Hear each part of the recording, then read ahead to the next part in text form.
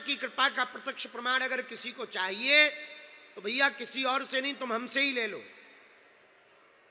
साधारण से गांव में, गड़ा गांव, पिताजी कुछ करते नहीं,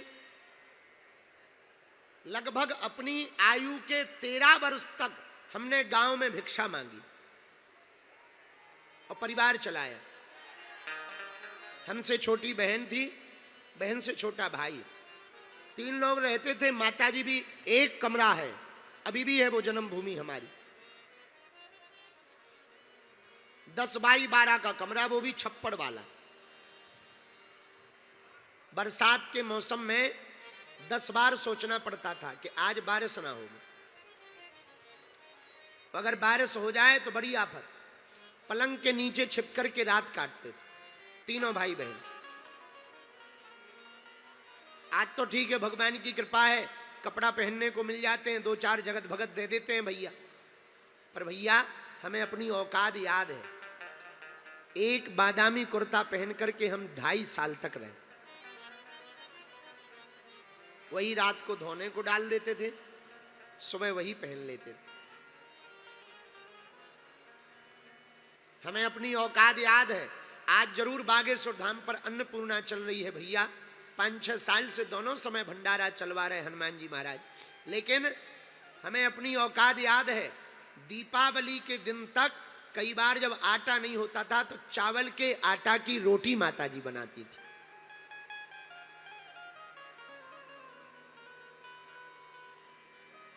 और 1.25 रुपया का आधा पार्ले जी आता था, पूरा भी नहीं, आधा।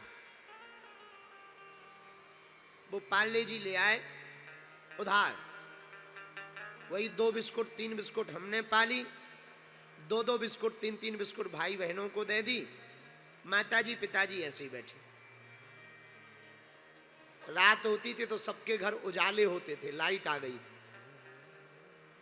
कभी अगर केरोसिन मिट्टी का तेल जो बांटते होते ना, उन्हें दया लगी तो 1-8 लीटर दे दिया, वही बड़ी बात है, वरना वो भी 10-11 रुपया लीटर मिलता था। एक एक बात हमें याद है। आज जरूर खूब लाइटें चकमगा रही, खूब भोजन के लिए रोटी मिल रही, हनुमान जी की कृपा से दाल मिल जाती है, चावल मिल जाते हैं। आज हमसे पत्रकार पूछ रहे थे आप इतनी मेहनत क्यों करते? भैया हम चाहते हैं इस देश का कोई व्यक्ति भूखा ना रहे।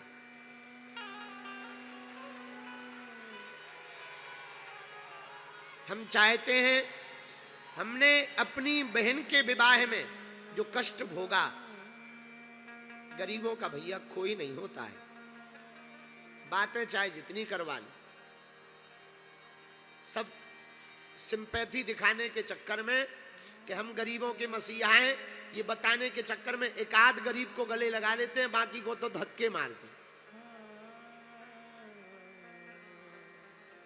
बुरा न मानना, कई ऐसे लोग हमने देखे अपनी आंखों से जो सिर्फ गरीबों की फोटो वायरल करने के चक्कर में उन्हें गले लगाते, ताकि फोटो वायरल हो जाए कि हम गरीबों के। गरीबों का कोई नहीं होता है, सब कहने की बातें हैं। और हमने अपनी आंखों से अपनी बहन का विवाह पूरा देखा और किया है। घर में हम ही बड़े थे, पिताजी तो कुछ करते नहीं थे। गांव के लोग भी जितनी मदद होनी चाहिए क्षमता वो कर देते थे। और बहन जी के विवाह में 20,000 रुपया उधार नहीं मिला, 20,000।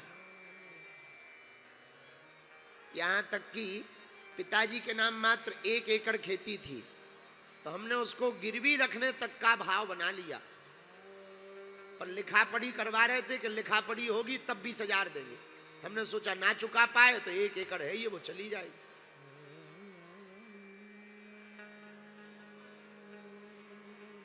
वो अंधेरी रातें, वो सूनी गलियां, वो लोगों के घर उत्सव जब मनते ना, तब लगता काश हमारे घर छोटा सा भी उत्सव मन जाता।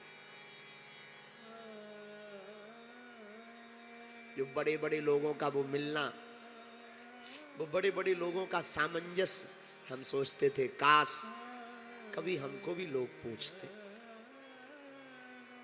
निमंत्रण कार्ड भी अमीरों को दिए जाते हैं, गरीबों को नहीं दिए जाते। तो जब हमने अपनी बहन के विवाह में खूब धक्के खा ले, आपको सुनकर बड़ा आश्चर्य होगा, लगभग 75 पैसे का, 1 रुपया का भी नहीं, 75 पैसे का कार्ड छपवाया था हमने बहन जी के विवाह में। और ज्यादा नहीं छपवाए, 60-70 छपवा लिए। इतने लोगों को बुलाएंगे तो भंडारा कहां से लाएंगे, भोजन की व्यवस्था कहां से करेंगे। तो जब शादी होती है तो दरवाजे के बाहर पहले गांव में ऐसा प्रचलन था कि नाम लिखा जाता था वर का और कन्या का। उसके लिए कलर वाले लोग वो फिक्स रहते थे, लेखन करने वाले, वो उसका 100-500 रुपया लेते थे, 100 रुपया 150 रुपया उस हिसाब से लेते थे। गांव में एक सज्जन थे, बगल में एक हमारा गांव है गंज, तो वहाँ वो थे।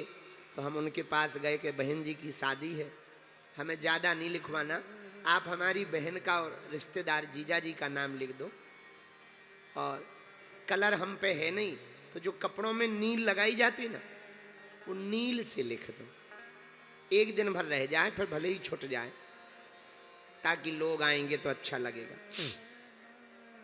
तो उन्होंने कहा कि उसके भी 80 रुपया लगेंगे। तो मन में बड़ा बुरा लगा कि कहाँ से लाएं। जब उसके लिए 80 रुपया भी नहीं मिले तो फिर हमने गांव के एक व्यक्ति को पकड़ कर लिखवाया, और जब वो लिख रहे थे तभी हमने प्रण लिया कि हमने अपनी बहन के विवाह में तो बहुत धक्के खा लिए और बहुत अच्छे से नहीं कर पाए, पर कभी भगवान अगर हमें सामर्थ्यवान बनाएगा तो भारत का कोई भी भाई हमारी तरह रोता हुआ नहीं रहेगा।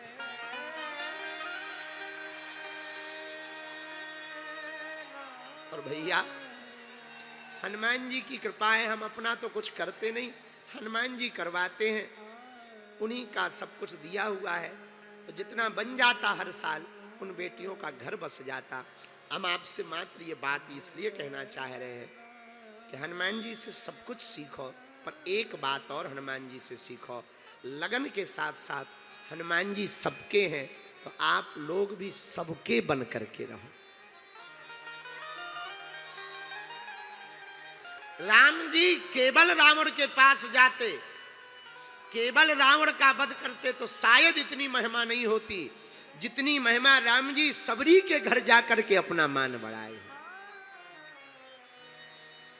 सबरी के घर राम जी गए, इसलिए इतनी महिमा और बढ़ी।